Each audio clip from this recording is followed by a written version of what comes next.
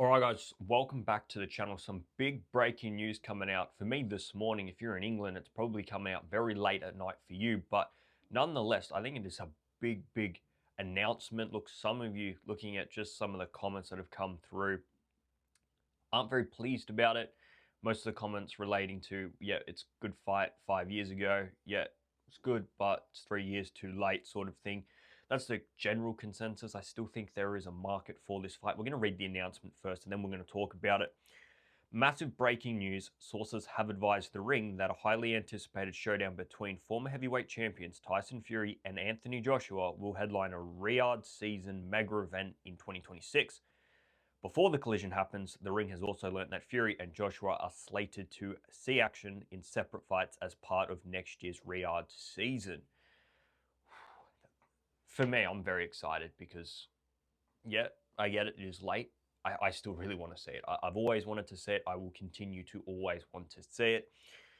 There is a point where it becomes too long gone. Yeah, I don't think we've escaped that yet. Like, we're not talking about 240-year-olds quite yet, but it is getting to the end. If we don't see it this year, next year, it's nearly this year, 2026, then I think the horse is bolted. I think this is our last chance to see it. Now, if we talk about probably the biggest element of this is Anthony Joshua is fighting next week, which now I think there's a lot more at stake in this fight. If there wasn't already a lot at stake for Anthony Joshua, there's even more now. You can't possibly be vying for a shot against Tyson Fury. More than that, you can't be vying for a fight against Tyson Fury that the public has an interest in if you can't beat Jake Paul.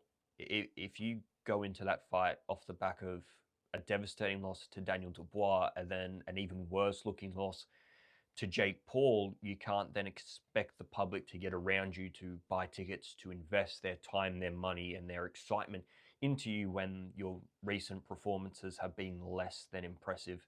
They've been fucking piss poor at that point if you've lost to Jake Paul. The Daniel Dubois one, it's an unfortunate one. It is the heavyweight division. You can get knocked out by anyone. Daniel Dubois was just a better guy in the night, in my opinion. So that one's not too bad, but it gets amplified if you lose to Jake Paul. So all of a sudden, I'd be betting a lot of money. I will be. Bet responsibly, only bet what you can bet. But for me, I'm going to be betting a lot of money on Anthony Joshua to win next week against Jake Paul because I don't see how AJ can go in and lose to Jake Paul. It would be astounding if he goes in there and loses before setting this up. So in terms of next year, though, we're going to see AJ fight, we're going to see Tyson Fury fight, and then we're going to see those two fight. Who they're going to get set up upon is probably the biggest mystery. I mean, there is levels to the heavyweight division. Are we going to see AJ in that fight against Tony Yoka? Are we going to see a more difficult fight? Are we going to see these guys in it against top 20 people, top 15 people, top 10 people? I'm not sure where they're lying for this. Obviously, there's going to have to be some very smart matchmaking. You can't expect to put Tyson Fury and AJ both in difficult fights. I'm talking fights against people like a Joseph Parker or a Martin Piccoli or a Jared Anderson or a Lawrence Okoli or this ilk of fighter where, hey, there is a chance that you lose that fight. Yeah, you'd still back AJ and Tyson Fury to win it, but it's not a guarantee. It's not a certified win for both of them. I don't think they can be put in there with nobodies because they are former heavyweight champions. We are trying to invest our time to say these two are still at the peak of their powers. This fight between them is still interesting because they're two high quality heavyweights still. You don't get that if you fight somebody that's got a record of 5-3 or 18-6 or something like that. They've got to be a relatively good opponent. They've got to be a relatively known name. It doesn't necessarily have to be a high quality name. Like, I don't think people would complain if you threw one of them in with a Derek Chisora for his 50th fight. I don't think you'd get mad if it was in against Jarrell Miller. I think that would be a very interesting fight. I'd probably back both of them to beat Jarrell Miller. And it's a big name. So there's probably a whole list of names. I mean, I would back either of them against Filip Hrgovic. If you wanted to put a really highly ranked name in there, you'd say Filip Hrgovic. Zhili Zhang, I just don't see much risk in taking those fights. I expect both of them to walk through them. And hey, if they don't walk through them, then yeah, I really wouldn't want to see Fury versus AJ anyway. So they are going to have to map this out very well. They're going to have to ensure that these guys get fights that are very easy, fights that don't take too much out of them. The last thing that they want to do is have AJ fighting somebody like a Lawrence Okoli, and you have to do 10, 11, 12 rounds with him. It's a brutal fight. You get hurt, he gets hurt, and then you're on the sidelines for another few months. AJ's just coming back from an injury. Obviously, the Jake Paul fight is going to help. That'll get him moving. You're then going to do a bit of a step up. It's not hard, but a bit of a step up from that. And then you can say, all right, now we press on to Tyson Fury. Tyson Fury, much the same. He's going to book a fight for early next year. Relatively easy, relatively doable, but still a fight that's going to be looked at by the public as saying, on your return, it's not the worst guy to come back to. It's not an awful fight. It's something that we can eat off before the main comes. You know, this is just an entree. This is something to nibble on before here comes your steak, and that is Tyson Fury versus Anthony Joshua. Now, it doesn't exactly tell you much more than what I've said here.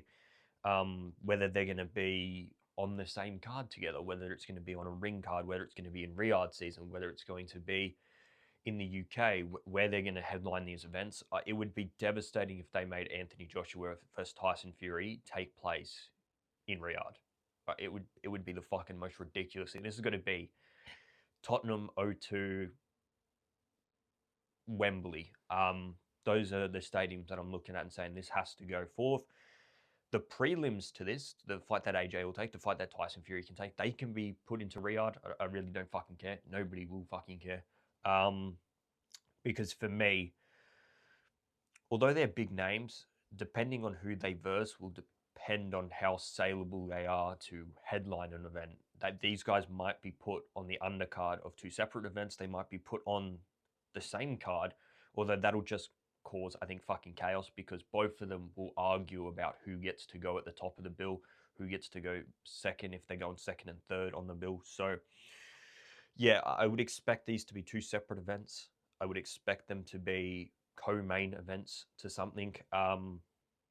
Depending on their opponent, if we are going to see AJ versus Hrgovic or Tyson Fury versus Jarrell Miller or something of notability, something that we are going to invest in, something that we are going to be pumped about watching, yeah, then you can chuck it on a main. But if it is going to be AJ versus Tony Yoka, then yeah, it'll go where it belongs, and that is second or third down on a bill, headlined by a massive fight. Look, everybody's going to still invest in watching AJ. Everybody's going to still invest in watching Tyson Fury, especially if they know what is at stake following that fight.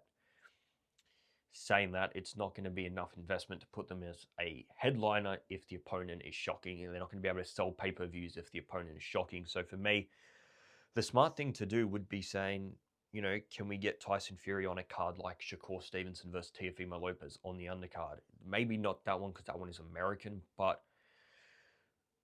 you know, we don't know what Usyk's doing next year. We keep hearing about Usyk wanting to fight a Deontay Wilder or something like that. You could throw one of these guys on that undercard. They're going to do Ring 5. They're going to do Ring 6. They're going to do all these other cards.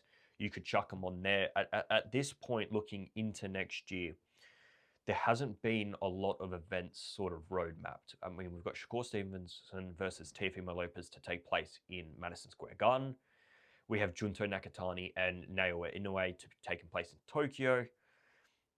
Apart from that, there hasn't really been a clear outline of fights that they want to set, fights that they're planning on making, fights that have been confirmed to be huge headlining attractions.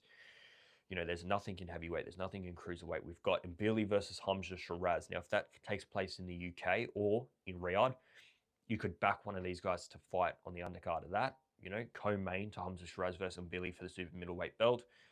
There's not a lot happen at middleweight until we know what Yanibek Al-Kanali is doing and, you know, what Erislandy Lara and Carlos Adamas are going to do with their belts.